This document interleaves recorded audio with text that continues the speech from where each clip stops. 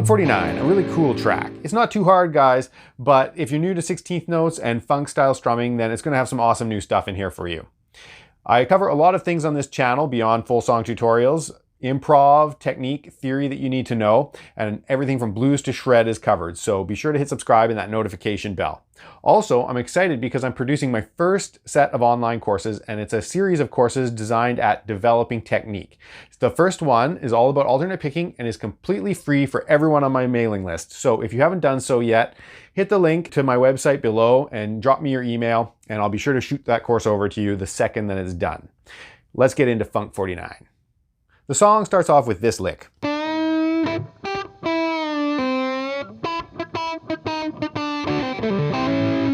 Okay, so we're in the A minor pentatonic box pattern. And we're going to start off by bending that 7th fret up on the G string. And got a couple of choked notes on the high couple of strings. Now you want to release the 7th fret and pull off to the 5th fret. That's probably the trickiest part of the intro. And then bend that. He doesn't do that live a lot of the times. He doesn't bend that, but on the recording it is bent. Then, to get the next line, you want to do hybrid picking. So every time you snap with your middle finger, the note rings, and then you hit the string with your pick to deaden it. So your middle finger is touching the G string as you pick it. It creates that dead sound. And then you have to release the string gradually. And then, so that it's 4 picks in total. And then, now he's not consistent with this all the time. Sometimes I've heard him play it pretty clean, but more often than not, it's a little sloppier where he'll snag a couple of strings at the same time, right? So the next couple bars of the intro is a stripped down version of the main riff. It's stripped down so that the song can build a little bit when the full band kicks in. So I'll play you the stripped down version and then we'll jump right into the main riff and you can see how all this is played.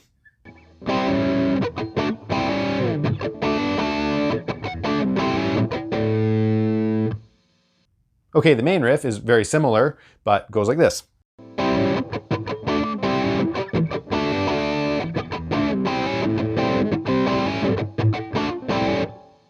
Now, let's talk about how we play this.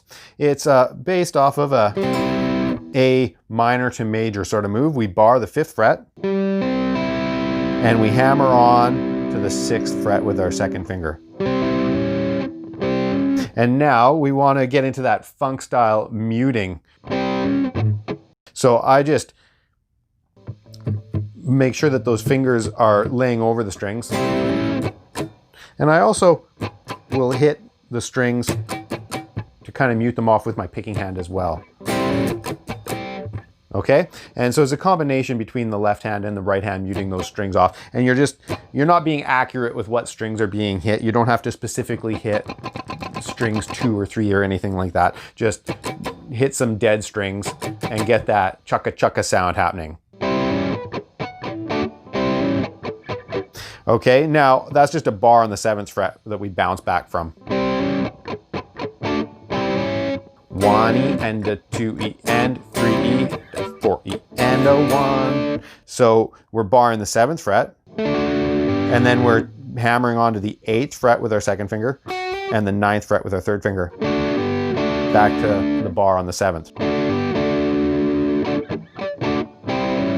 Now at that point you want to jump back. That's getting when you change positions right is important here. So take note of where I change those positions.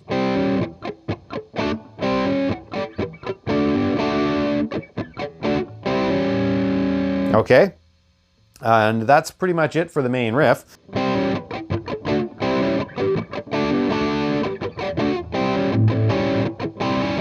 And it just repeats a couple of times for the verse.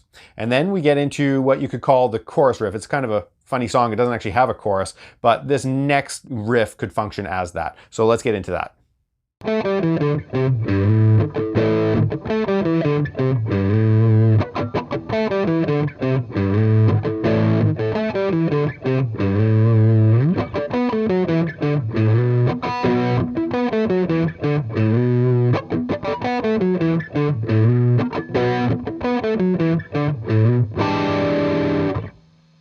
This riff is right out of A minor pentatonic, so if you have your fingers wrapped around that, it's not too bad.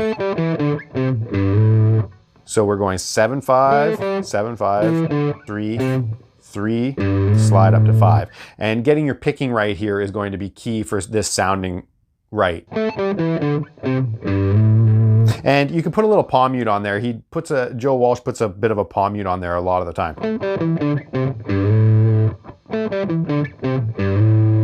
Okay, and then you're going to want a couple of chuckas with a power chord, with an A power chord.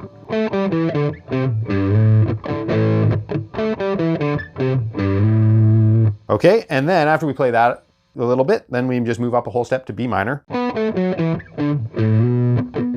and do the same thing all over again. And that's all there is to that riff. At the very end, we have an E7 sharp 9 chord. So that's the 7th fret, 6th fret, 7th fret, and 8th fret.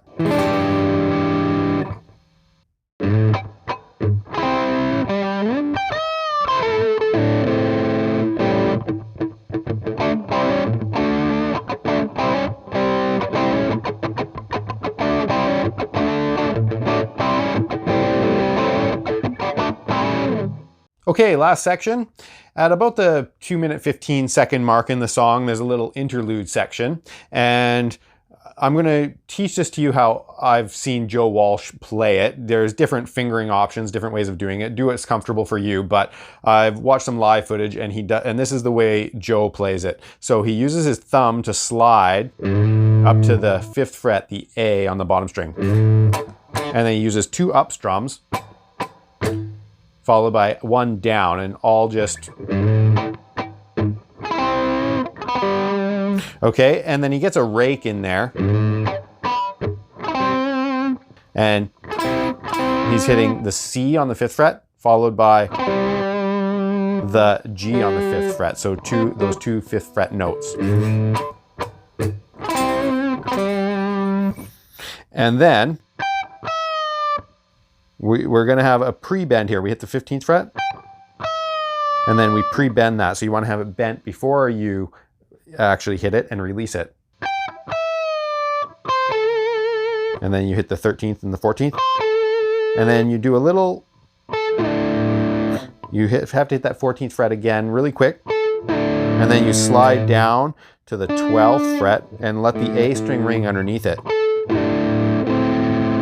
And then you hit the 10th fret and just grind it a little bit. And then we go back to what's kind of a variation on the main riff, but he just puts a little more syncopation in there.